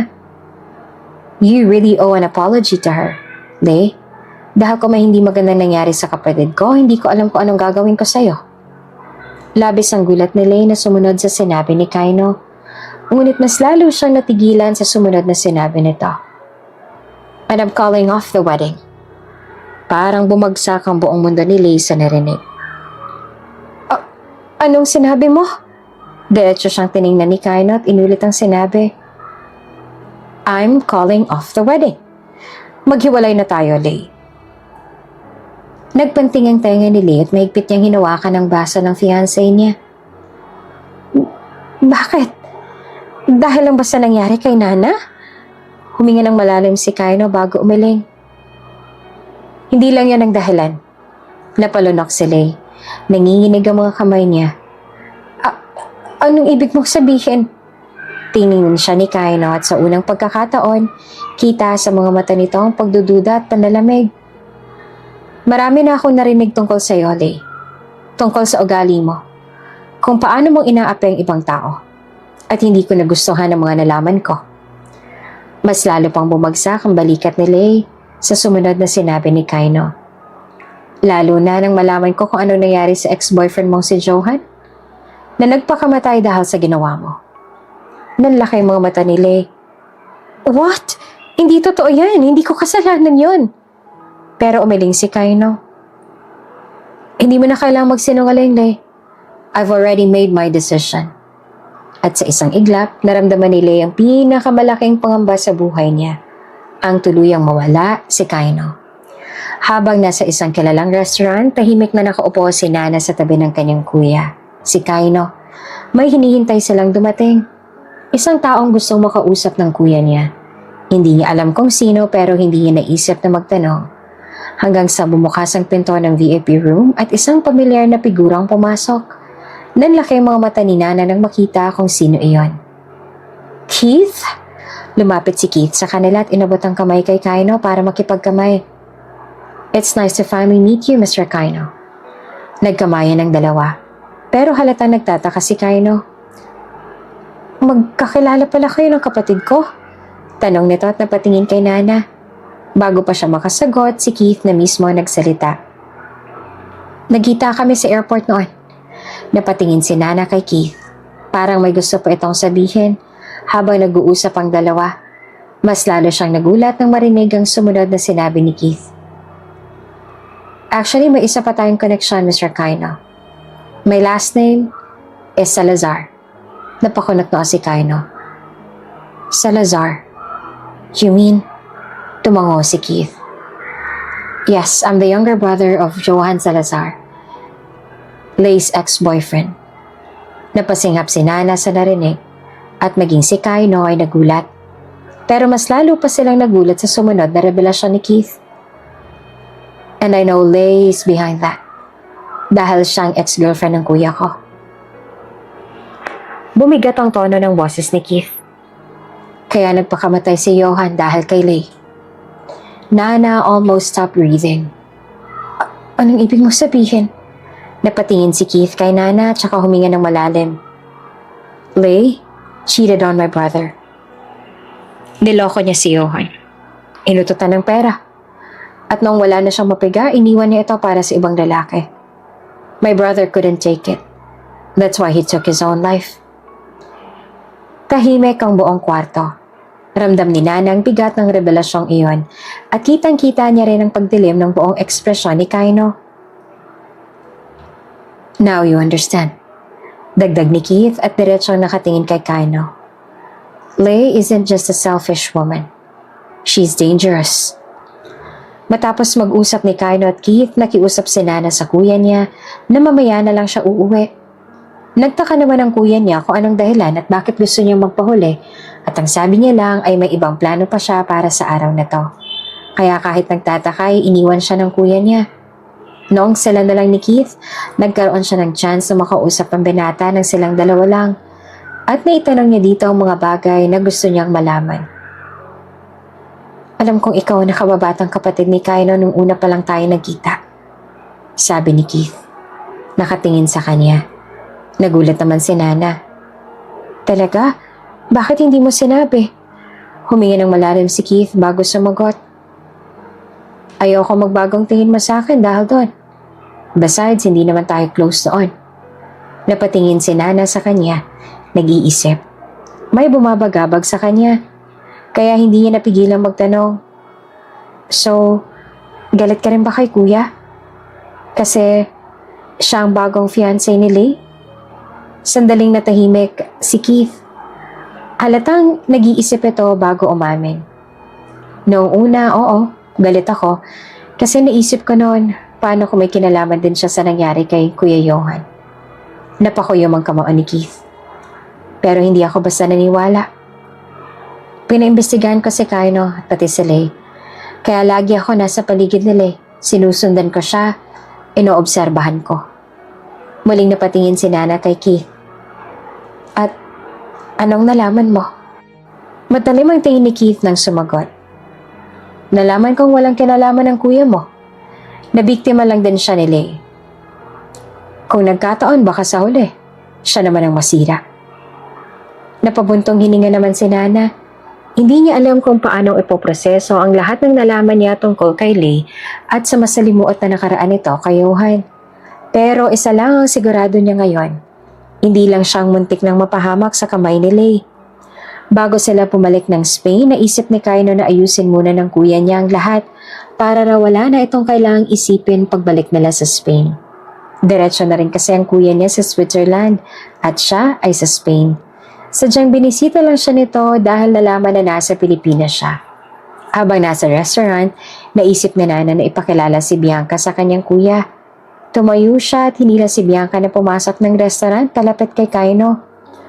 Kuya, gusto kong ipakilala sa iyo si Bianca. Ani Nana, nakangiti siya. Siyang tumulong sa akin nun sa hotel, siyang nagtungkol sa akin kay Lei. Tiningnan naman ni Kaino si Bianca. Halatang nagulat sa sinabi ng kapatid. Talaga? Ikaw ang tumulong kay Nana? Tumango naman si Bianca. Opo sir, hindi ko po kayang manahimik lang habang may inaapi sa harapan ko. Napangiti naman si Kaino at inabot ang kamay niya kay Bianca. Maraming salamat sa iyo. Masaya akong malaman na may tumutulong sa kapatid ko. Ngumiti si Bianca at tinanggap ang pakikipagkamay ni Kaino. Wala po yun, sir. Kahit naman po sino siguro nasa posisyon ko, ganun din ang gagawin. Biglang naalala ni Nana ang nangyari pagkatapos noon. Kuya, nawala ng trabaho si Bianca dahil sa nangyari. Sinibak siya ni Lei. Muling nagdilim ang mukha ni Kaino. Really? Dahil lang sa pagtatanggol sa'yo, natanggal siya? Tumango si Nana. Kaya napatingin si Kaino kay Bianca na halatang nahihiya. Hindi na nagdalawang isip pa si Kaino. Huwag kang mag-aalala. Makakabalik ka sa trabaho mo. Ako nang bahala. Nanlaki naman ang mga mata ni Bianca. Hindi siya makapaniwala. Seryoso po kayo, sir? Ngumiti naman si Kaino. Oo naman. Hindi dapat nawawalan ng trabaho ang isang taong may mabuting puso. Bukas aasikasuhin ko na yan para makabalik ka na sa trabaho mo. At dahil sa narinig na paluha si Bianca sa tuwa. Maraming salamat po talaga, sir. At syempre maraming salamat din po sa iyo, Ma'am Nana. Napangiti si Nana at hinawakan ang kamay ni Bianca. Wala yon, salamat din sa pagtatanggol mo sa akin noon. Habang nasa airport sina Kaino at Nana, naghihintay ng boarding call para sa kanilang flight, pabalik ng Spain, biglang may tumakbo papunta sa kanila. Si Lay. Umiiyak ito. Tila desperado at walang pakialam sa taong nakatingin. Kaino, please, pakinggan mo muna ako! Sigaw ni Lay habang lumalapit. Napatingin si Kaino sa kanya, ngunit nanatili siyang walang emosyon. Tumigil si Lay sa harapan nila, lumuluha at humihingal. I'm sorry, I'm really sorry. Hindi ko alam kung anong pumasok sa isip ko. I was blinded by my own insecurities and jealousy.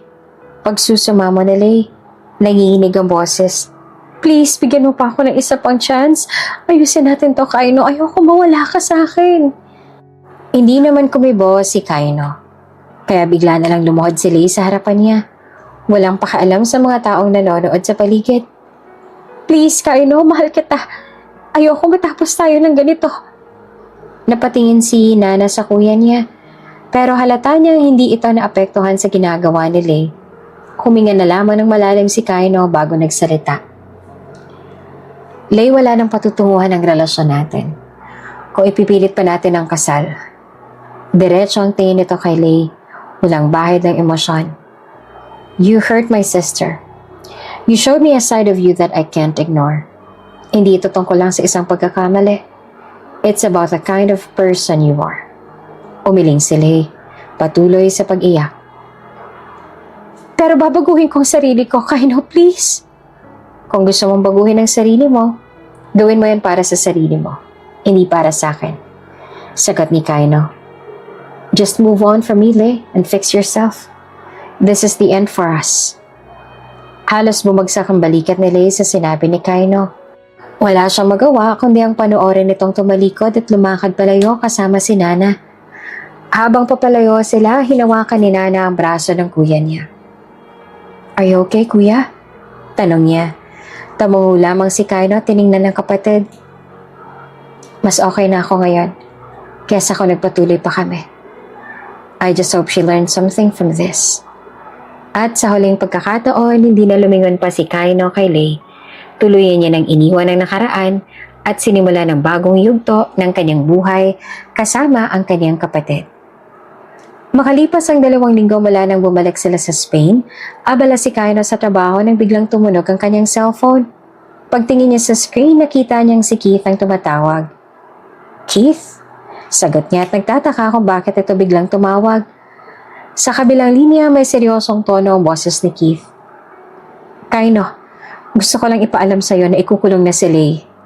Napakunot ang noon ni Kaino. Ano? Oo. May ebidensya na siyang nagnakaw ng malaking halaga mula sa yumaong kuya ko. Matagal nang nag-iimbestiga ito. At ngayon ay solid na kaso ng laban sa kanya. Paliwanag ni Keith. Sandaling natahimik si Kaino bago bumuntong hininga. I see. Salamat sa pagsabi, Keith. I just thought you should know. Sagot naman ni Keith. At least hindi ka na mahahatak pa sa gulo niya. Matapos ang tawag, tahimik na napaisip si Kaino. Hindi siya natuwa sa sinapit ni Lay, pero alam niyang iyon ang resulta ng mga ginawa nito. Pumasok sa kwarto ang kanilang mga magulang at nakita siya nakaupo. Hawak pa rin ang cellphone. Anak, may problema ba? Tanong ng kanyang ina. Tumingin sa kanila si Kaino bago sumagot. Ikukulong na si Lay. May kaso siya ng pagnanakaw. Nagkatinginan ng kanyang mga magulang at sa halip na mag-alala, niyakap siya ng kanyang ina ng mahigpit. Thank God, anak, at hindi mo siya napakasalan. Sumang-ayon ng kanyang ama. We were really worried about you, but now we know you made the right decision. Tahimik nang umiti si Kaino at yumakap rin sa kanila. Yeah, I guess I did. Sa wakas, tuluyan na siya nakalaya sa isang relasyon na puno ng kasinungalingan at panloloko. At sa pagkakataong ito, alam niyang nasa tamang direksyon na siya, kasama ang pamilya na tunay na nagmamahal sa kanya. Lumipas ang 1 taon at sa wakas, naging maayos na rin ang lahat. Mas tahimik na ang buhay ni Kaino at si Nana naman ay mas nag-mature. Bagaman may pagkamakulit pa rin ito lalo na pagdating sa isang tao, si Keith. Nagbakasyon sila sa Pilipinas at habang nasa biyahe papunta sa isang event, panay ang kulitan ni Nana sa kanyang kuya. Kuya, nasa na si Keith? Gusto ko siyang makita. Di ba friends kayo? Tanong nito habang nakasandal sa upuan ng sasakyan. Tanungin mo siya kung nasan siya ngayon, kuya. Napangiti naman si Kaino. Iniisip kung gaanong kahalata ang crush ng kapatid niya kay Keith. Nagpasya siyang pagtripan nito ng kaunti. Di na babalik yun dito. Sagot niya at pihit na pinipigilan ng tawa. Napanguso naman si Nana. Alatang hindi natuwa sa sagot ng kuya niya. Akala mo ba hindi ko alam na iniinis mo lang ako? Sige na, kuya. Tawagan mo na siya. Kaya nga ako sumama magbakasyon para makita ako siya eh. Bakit hindi mo na lang siya tawagan? Lagi naman kayo magkausap, diba? Gusto ko lang siyang i-surprise. Kung tatawagan ko siya, hindi na magiging surprise yun. Surprise? Akala mo talaga may label. Pabiro pang sabi ni Kaino, sige na kuya, i-text mo na siya. I want to see him na. Huwag ka mag-alala, pupunta naman siya dito at magkikita kayo. Kahit isama na rin natin pa uwi para matigil na yung bunganga mo. Narinig naman yon ng kanilang mga magulang at agad na sinakyan ng pag-aasar ni Kaino. Hay nako, talaga tong bunso namin, oo. Walang araw na hindi bukang bibigyang si Keith. Natatawang sabi naman ng kanilang ina. Ganyan ba talaga kapag may crush? Mukhang excited kang makita siya. Halos mag-heart shape na yung mga mata mo. Dagdag pa ng kanilang ama. Di po oh. Mariing tanggi naman ni Nana. Pero halatang pamumula ng kanyang pisngi. Dahilan para lalong asarin siya ng kuya niya. Huwag munang mag-aasawa anak ha. Gusto na namin magkaapo pero hindi apo na galing sa'yo kundi galing riyan sa kuya mo. Si mommy naman, asawa agad. Hindi ko nga po sure may chance ba ako kay Keith eh. Bakit naman wala? Napakaseryosong tao niya po kaya. Sus, kung chance lang ang usapan, malaki ang chance mo sa batang yon. Sabi ng mommy niya sabay tapik sa kanyang balikat kaya inasar niya si Kaino at sinabi na wala siyang chance kay Keith. Maya-maya pa nakarating na sila sa reception ng hotel na tutuluyan nila. Sa parehong hotel kung saan unang nakita ni Nana si Lay na ngayon ay nakakulong pa rin. Excuse me, sabi ni Kaino dahil walang tao roon. Lahat sila'y nagulat nang biglang may tumayo na isang babae at laking gulat nila na makilala kung sinong babae. Bianca? Sabay-sabay na nasabi ni Nana at Kaino. Napansin nilang nanlaki ang mga mata ni Bianca bago agad sumilay isang malawak na ngiti sa kanyang mukha. Sir Kaino! Ma'am Nana, masaya po akong makita kayo muli. Masaya rin ako makita kang muli, Bianca. Sabi naman ni Nana. I'm glad na dito ka pa rin pala nagtatrabaho. Sabi naman ng kuya niya. Masayang ipinakilala ni Nana at Kaino sa magulang nila ang dalagang si Bianca na natutuwa namang makilala ang babaeng laging kinikwento ni Nana sa kanila noon. At sa mga sandaling iyon, ramdam nilang hindi lamang si Keith ang sorpresa sa gabing iyon. Maging si Bianca na minsan ang tumulong kay Nana ay muling bahagi na ng kanilang buhay. Habang naglalakad si Kaino sa hallway ng hotel, napapansin niyang may isang pamilyar na figura na hirap sa pagdadala ng maraming kahon at supot. Agad niya nakilala si Bianca na mukhang abala sa pag-aasikaso ng mga gamit. Hindi naman nagdalawang isip si Kaino na lapitan nito. Bianca, let me help you. Niya bago pa man makatanggi ang dalaga. Kinuha niya ang ilan sa mga dala nito na labis sa mga ikinagulat ni Bianca. Ay, sir, hindi na po, kaya ko naman. No, I'll help. Mabigat ang mga to. Nahihiyang tumango naman ang dalaga. Salamat po, sir. Huwag mo na akong tawaging sir. Putol pa ni Kaino, bahagyang ngumiti. Saan mo ba dadali ng mga to? Bahagyang nag-alangan si Bianca bago sumagot. Sa stockroom po. Sige, sabay na tayo. Medyo malayo po yun dito, sir. Sure po ba kayo na ayos lang po sa inyo? Tumango si Kaino. Yes, don't worry. Magkasabay nilang dinala ang mga gamit sa stockroom. At nang matapos huminga ng maluwag si Bianca, ay tiningnan si Kaino. Salamat po sa tulong. Nito at bagyang imo ko bilang pagpapasalamat. Umiling lang si Kaino. Wala yun, sagot niya tsaka tinanong ang dalaga. Anong oras nga palang out mo? Tumingin si Bianca sa relo niya bago sumagot. Out ko na po, kaso dinala ko lang tong mga gamit dito bago umuwi. Tumango si Kaino bilang sagot. Nag-dinner ka na ba? Tanong niya pagkatapos. Nagkibit balikat si Bianca. Hindi pa po. Pero okay lang naman po, hindi naman po ako pagutom. Hindi pa man natatapos si Bianca ang pagsasalita ay biglang umalingaw-ngaw sa tahimik na stockroom ang malakas na pagkalam ng kanyang sikmura. Nagkatinginan sila at hindi napigilan ni Kainong matawan ng mahina. Hindi ka pagutom niya na? Tukso niya.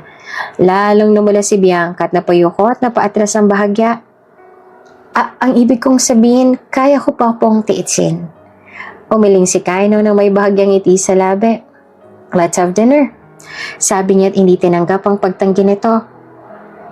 Lalong nag-init ang pisngi ni Bianca, pero wala na siya nagawa kundi ang tumango. Kahit na ang puso niya ay nagsisimula ng bumilis ang tibok. Magkasabay na naglakad sina Kaino at Bianca papunta sa lobby. Habang naglalakad, biglang nagsalita si Bianca. Kukunin ko lang po yung gamit ko sa locker. Sandali lang po. Sure, hintayin kita rito. Sagot ni Kaino. Tumango bago sumandal sa isang haligi malapit sa exit. Mabilis na umalis si Bianca, pero pagbalik niya, may kasama na siyang isa sa kanyang mga katrabaho. Isang babaeng halatang nagulat nang makita si Kaino. Napahinto ito. Tsaka napangangat itinakip ang kamay sa bibig. Hala, Bianca! Hindi mo sinabing may kadate ka pala! Sigaw ng mga katrabaho nito habang sinisiko si Bianca. Agad na may nag-init ang pisngi ni Bianca. Hindi makatingin ng diretso kay Kaino. Hindi naman to date. Mahina nitong sagot sa kasama. Pero tila hindi ito pinakinggan ng kaibigan niya. Lumapit si Bianca kay Kaino at halatang nahihiya.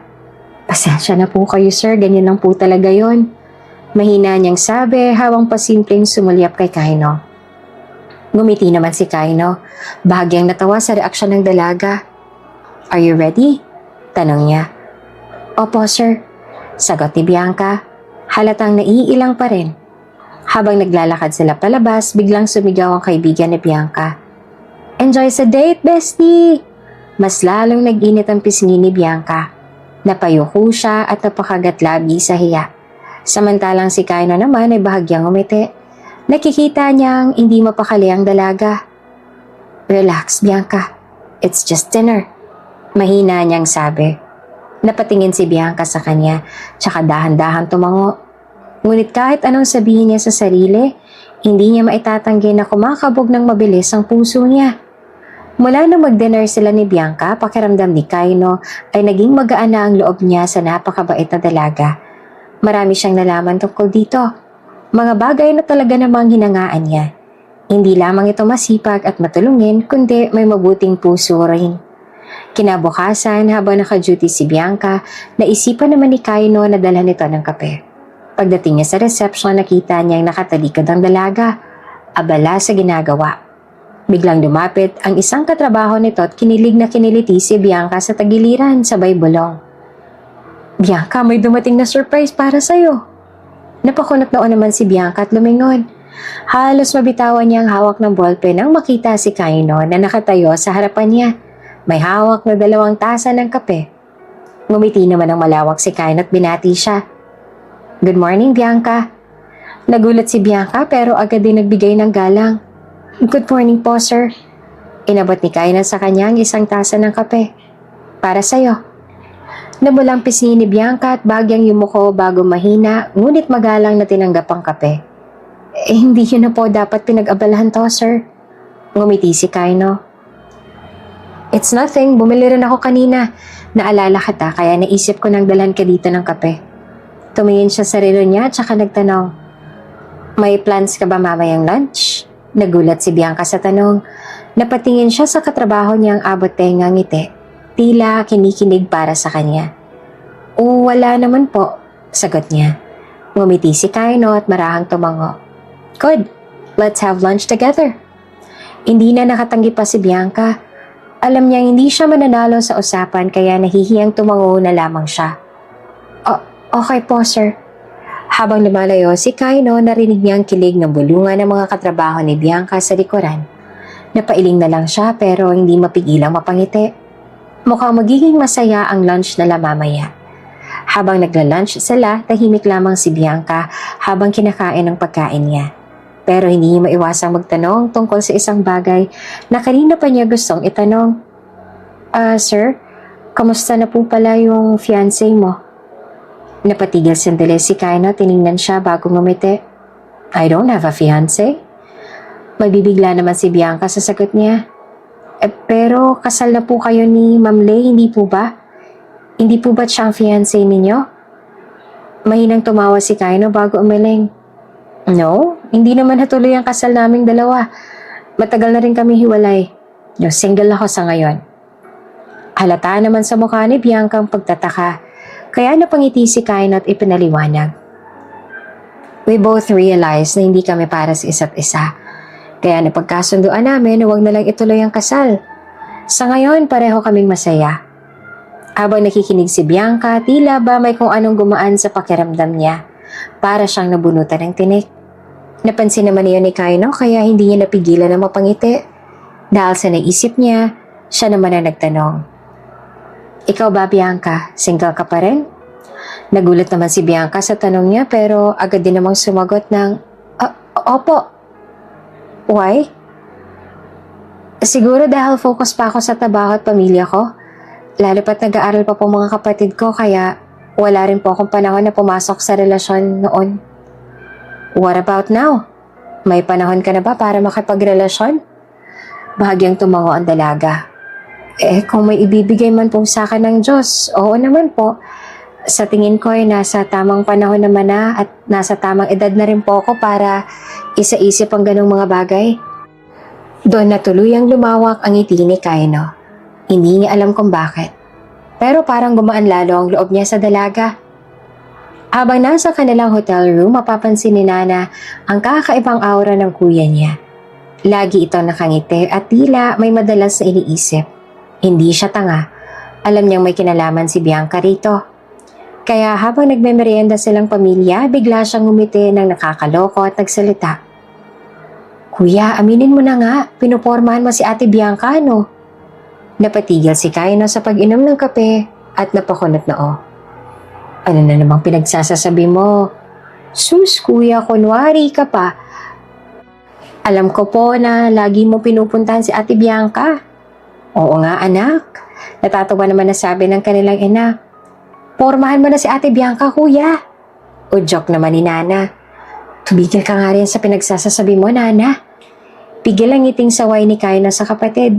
Napangiti na lamang si Nana at sinabing, kung ako sa'yo, pupormahan ko na si Ate Bianca. Kasi naman, Bianca is perfect. She's kind, smart, sweet, beautiful, and just perfect. Wala akong masasabi sa kanya. Boto ako sa kanya, kuya. Kasi kilala ko na siya at alam kong mabuting tao siya. Umiling si Kaino at agad na itinanggi. Ano ka ba, Nana? Wala akong gusto kay Bianca. Ngunit imbes sa maniwala, mas lalo lang siyang inasar ni Nana. Huwag kang hang torpe, kuya. Kung gusto mo siya, umamin ka na. Napabuntong hininga si Kaino. Alam niyang walang katapusan ng pang-aasar ng kapatid niya. Kaya naman nagbagong diskarte ni Nana at ngumiti ng tuso. Ganito na lang, kuya, sabi ni Nana. I'll help you na pumorma kay Ate Bianca. Pero in one condition. Napatingin si Kaino sa kanya at nagtataka. Ano naman yung kondisyon mo? Ngumiti si Nana ng pilya bago nagsabing, tutulungan mo rin ako kay Keith. Sa halip na sumagot, bahagyang napangiwi si Kaino at mabilis na pinitik ang noon ng kapatid. Mag-aral ka muna, Nana. Napaaray si Nana at hinimas ang noon niya habang natatawa. Kuya naman, seryoso ako. Ako rin. Sagot ni Kaino pero may bahagyang ngiti sa labi. Mabilis na lumipas ang panahon at patapos ang lahat ng nangyari, hindi inakala ni Kaino na mabilis muling titibok ang puso niya para sa iba. Akala niya noon, tapos na siya sa pag-ibig na hindi na siya makakahanap ng babaeng mamahalin niya ng buo. Ngunit dumating si Bianca at sa unang pagkakataon naramdaman niyang muli ang saya at kilig na matagal niya nang kinalimutan. Tama nga si Nana. Bianca was just so perfect. To the point na hindi niya napigilan ang sarili at tuluyang minahal ito. At ang pinakamagandang bahagi ng lahat, hindi siya nasaktang muli dahil mahal din siya ni Bianca. Ang pagmamahalan nilang dalawa ay nauwi rin sa kasalan. Sa harap ng kanilang pamilya at mga kaibigan, ipinangako nila ang habang buhay na pagmamahalan. Masayang-masaya si Nana habang pinapanood ang kanyang kuya na sa wakas ay natagpuan ang babaeng tunay na magpapaligaya rito. At nang dumating na ang oras ng bouquet toss, lahat ay nag-abang. Masaya at puno ng kilig na ibinato ni Bianca ang bouquet. At sa hindi inaasahang pagkakataon si Nana ang nakasalo nito. Oh my God! Napasigaw si Nana sa tuwa habang mahigpit naman na niyakap ang bouquet. Dahil sa sobrang saya, hindi niya napigilan ng sarili at biglang niyakap si Keith na natatawa rin sa nangyari. Napailing na lamang si Kaino habang pinagmamasdan sila. Bata pa si Nana, pero alam niyang wala silang magagawa kung talagang mahal din ito si Keith. Sa huli, ang lahat ay nauwi sa kasiyahan at sa isang bagong simula, hindi lamang para kay Kaino at Bianca, kundi pati na rin kay Nana, na unti-unting tinatahak ang sarili nitong landas patungo sa pag-ibig. Love is unpredictable. Kaino once believed that love had already failed him, that he was done, and there was no reason to try again. But love has a way of finding us when we least expect it. Dumating si Bianca nung akala niya ay tapos na siya sa pag-ibig. Not as someone he was looking for, but as someone who proved that love, when given to the right person, is never a mistake. Love is not about holding on to the past, but about embracing new beginnings. Si Keith naman ay nakala na baon na siya sa galit dahil sa nangyari sa Kuya Johan niya. At nagdala rin ng galit kay Kaino dahil sa pag-aakala na may kinalaman din ito sa nangyari sa kuya niya. But learned that anger and blame only hold people back. By searching for the truth, he realized that Kaino was not the enemy, but another victim. And in the end, he found someone who saw him beyond his pain, Nana. Love is not forced. It grows naturally. Lei tried to hold on to something that was never meant to last, only to lose everything in the end. Because love is not about forcing someone to stay. It is about growing together, choosing each other every day, and knowing when to let go. And so as Kaino and Bianca stood hand in hand, surrounded by family and friends, they proved that love, no matter how painful in the past, is always worth giving another chance. Because the right person will come, not to complete you, but to remind you that love, when real and honest, is never a mistake.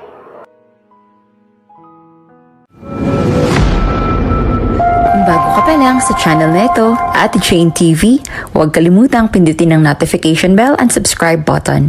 Sana po hindi naman malaking abala sa inyo ang pagpindot ng subscribe button dahil ang kapalit po nito ay ang pagsuporta para makapag-produce ng mga libreng stories sa mga channels ni Ate Jane. Maraming salamat! You dare talk back to me? Galit na sigaw ni Lei. Who the hell you think you are?